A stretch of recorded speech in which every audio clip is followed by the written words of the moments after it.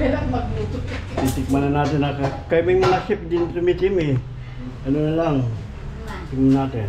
Baka siya kasi hipon. Init. Init?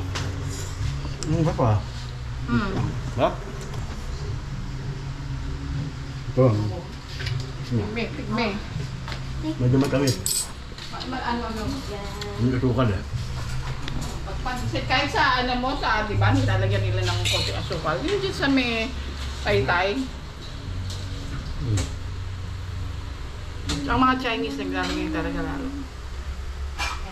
Yan. Yan. Ayos.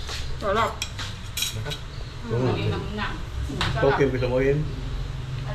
Tingnan Sarap. mo, sarap. Kasi hipon ng ano. Pag hipon talaga sa home. Token yun. Hipon na tayo, mas malasa. Wow. Sarap. Grabe. Tingnan mo. Sakto lang, di maalat. Hindi maalat. Kaya, ano naman yun. Palang. Sakto lang. Yan pala mo sa tinapay. Masarap. Tapos may isang pansit, masarap. Eh, maglagay ka na.